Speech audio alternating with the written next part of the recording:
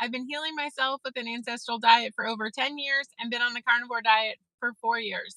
So I'm here today to answer some carnivore FAQs. I have some tips and tricks and things to share with you. And also, I'm answering a bunch of questions from Instagram. So stay tuned. We're going to talk about macros and LDL and lots of other things. So make sure and stay all the way to the end, probably go 10 15 minutes um, until my childcare runs out. So I hope you're having a great day out there. Let me know if you can hear me. Give me a thumbs up if you can hear me, or tell me where you're watching from. I'd love to hear from you and see, also if you're a Hashi lady, tell me if you have Hashimoto's too. And I'd love to hear from you. Any questions you have?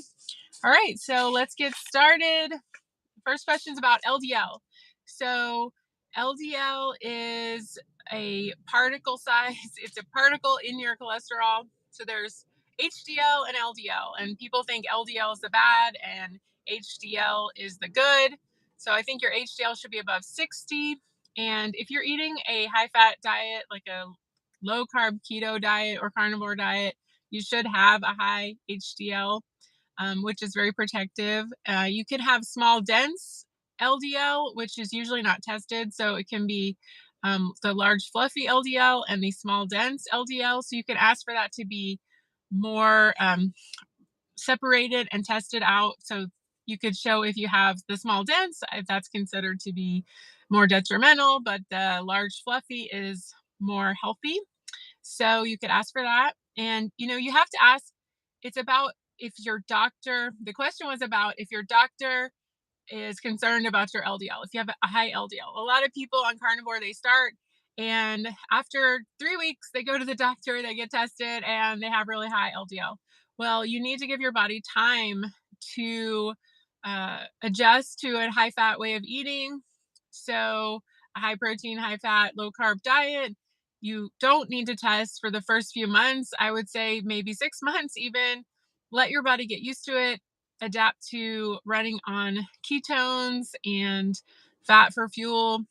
So do that first, and don't go running to your doctor right away and get a bunch of tests done. You should do it before you start because you have a baseline there, or after you've been on it 3 to 6 months, but not right after you start because your body's going to be adjusting and all that. So, and then also you can look on dietdoctor.com. They have a low carb diet doctor approved doctor list. So I actually found one for my mom because she had the same experience. She went and they started yelling at her about her cholesterol. So let me know if you can hear me. Leave a comment so I can know if you are hearing me. So that would be very helpful. So anyway, she went to the doctor, they yelled at her about her cholesterol, and then so I found her a new doctor. So she's going to try that, and we'll see. It was from the Diet Doctor website. Also, you have to look at it's a pattern, not just LDL in isolation. Thank you. That's really helpful. Thank you. Thank you for watching. Tell me where you're watching from. Anyway, it's a pattern. It's your triglycerides. They need to be under 150. Your fasting glucose should be around 80. That's your blood sugar number, your A1C. That's your average of your 3 months of blood sugar. That should be like 5.2, you want it probably under 5.4 ideally. And you want to look at your thyroid. You need a full thyroid panel, not just welcome from Norway.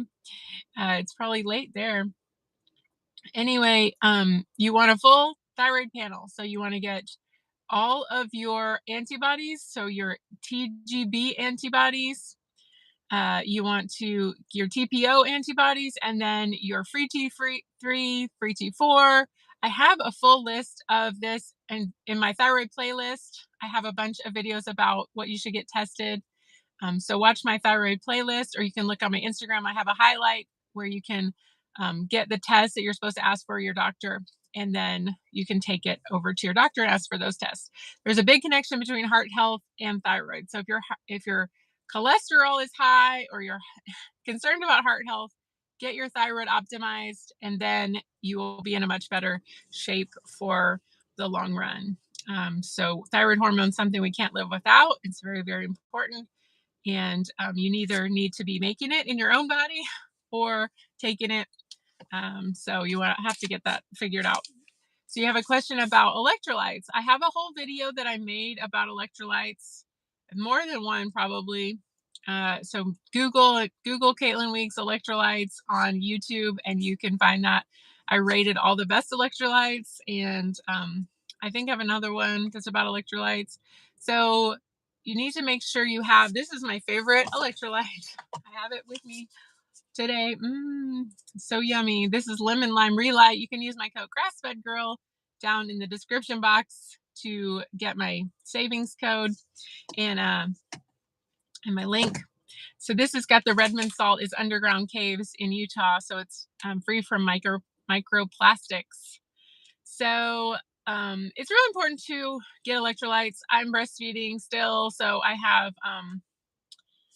get cramps in my ribs and also in the sole, like the arch of my foot, if I don't take electrolytes every day. I've tried not to. I can use just the mineral salt, the Redmond salt. That will work for me too. But I just enjoy the taste of the lemon lime relight. So definitely, there's some people talking behind the car. Anyway, so definitely get your electrolytes optimized and will help you to sustain yourself on the carnivore diet. When I first started carnivore diet, I didn't take electrolytes seriously. And when I did keto, I didn't take electrolytes at all.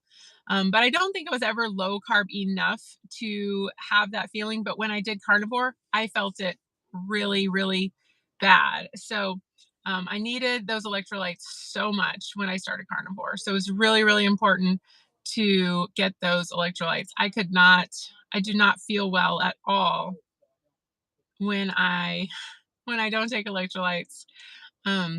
I definitely feel it. I feel it dragging, like tired. And like I said, I get those cramps in my ribs and the cramps in my foot. And so I know right away that I didn't take my electrolytes. So definitely get your electrolytes. You can make them. I have a recipe on my blog that you can make them for, pennies on the dollar. You can make them out of red the sea salt, not sea salt. You can make them out of the light salt, which has the potassium. It's a Morton's. It's not the very best salt, but it is a really good proportion of the potassium and the sodium. So it's a really good recipe if you want to make your electrolytes at home for pennies on the dollar. Okay, so here's another question from Instagram. Do I count my macros, and also do I have a certain amount of protein or fat in my meals? Uh, yes. So no, I do not track macros. That's one reason I was attracted to the carnivore diet, because I didn't want to count macros or anything like that. I used to do that on keto. I counted my calories even. And I never could.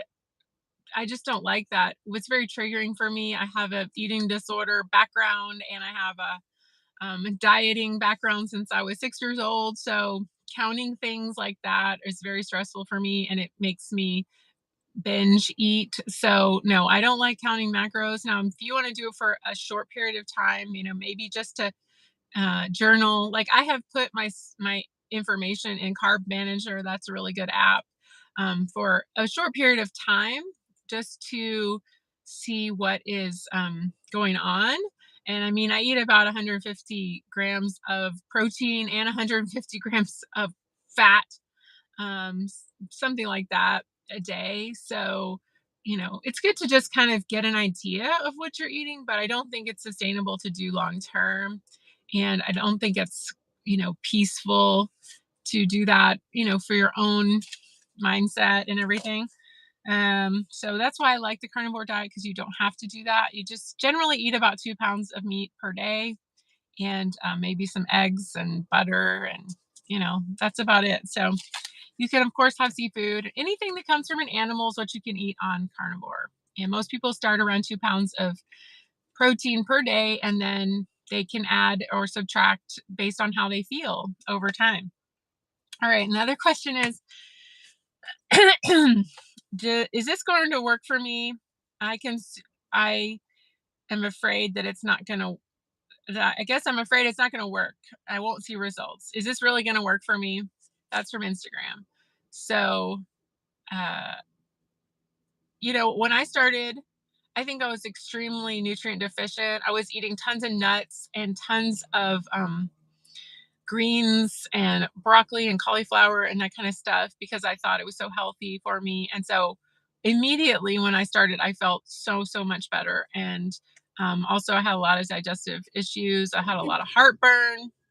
So when I started that, I felt so much better. And it was really, I mean, mind blowing. And then I lost like 20 pounds the first month. So, or maybe 10 pounds and then maybe 10 more pounds the next month or over the next 2 months.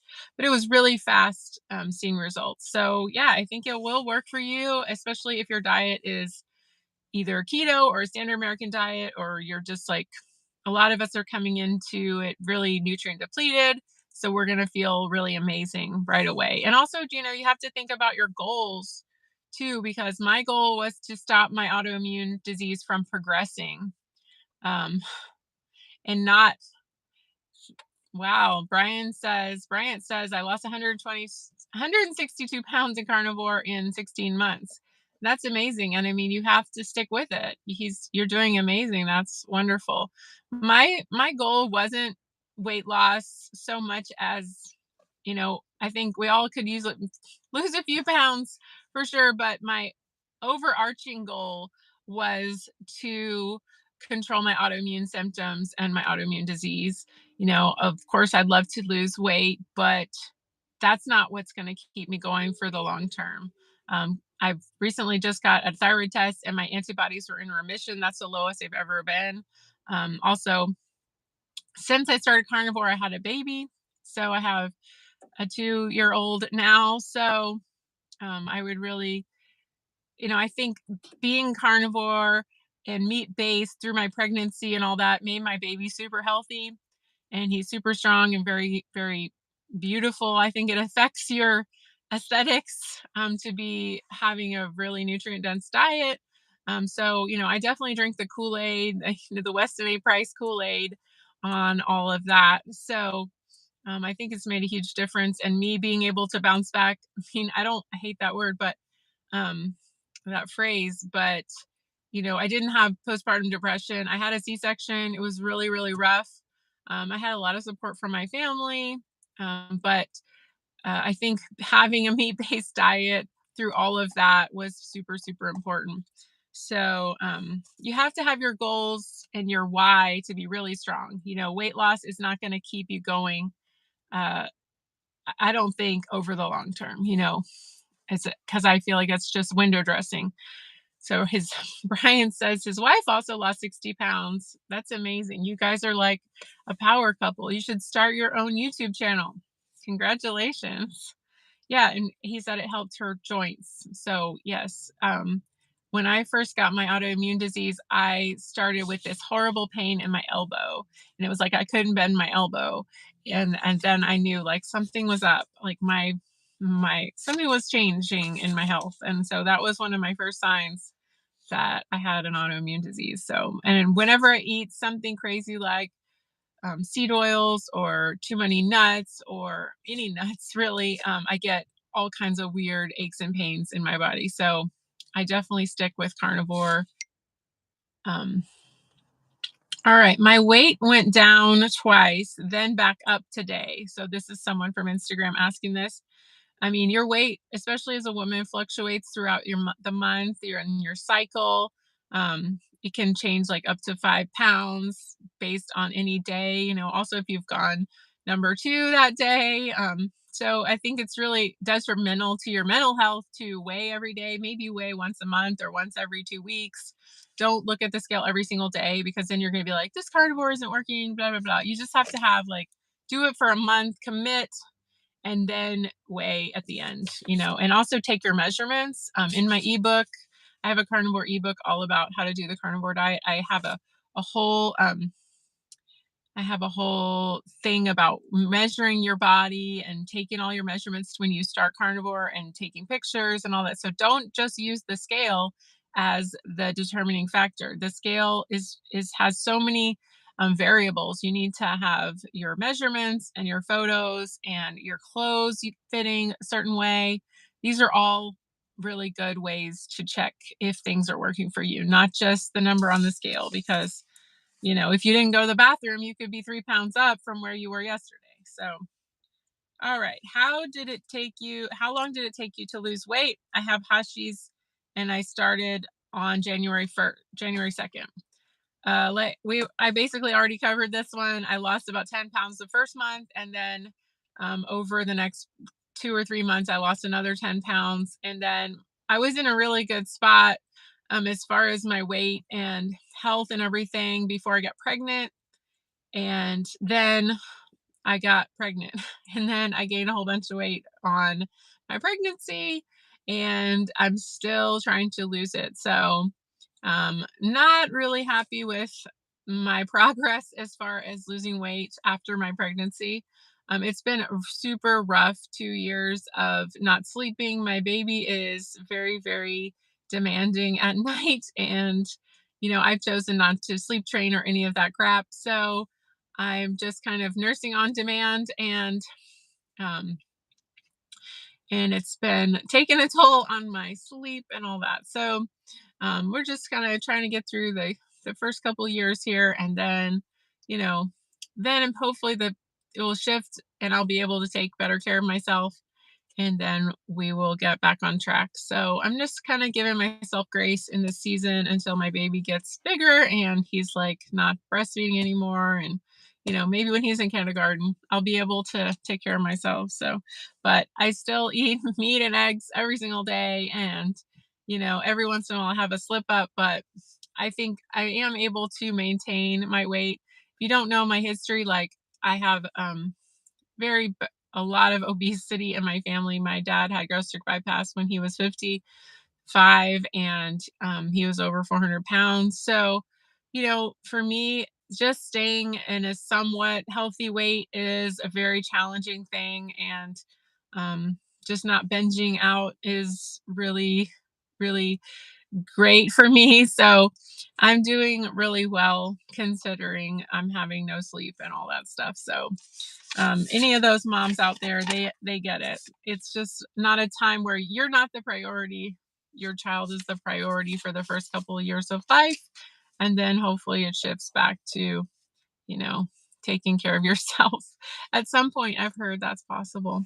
All right, so I have those questions I've already answered. If you have any other questions, go ahead and leave them here. And you can get my carnivore ebook. Since you're watching live, you can get my code CARNI30, CARNI 30 will save you 25% off my book. It's at carnivore30.info, and all the information is in the description box. So if you have any other questions, let's look in the chat box and see. Oh, okay. We'll go. So no pain makes it all worth it. No going back. Exactly. I totally agree. And then somebody else said that counting macros was very triggering for them. Yes, I agree. And then we have Bryant Pearson is just doing so amazing. He's lost 162 pounds and his wife lost 60 pounds, and they're just feeling amazing. If anyone of you wants to come on live with me and chit chat about, carnivore, then, knock yourself out. I don't know how to do it. Oh, here we have one more question about organ meats. Do I do organ meats? I like liver. I have a pate recipe here um, on my channel. That's one of my most popular videos is my, I don't know how to get this off. Whatever. One of my most popular videos is about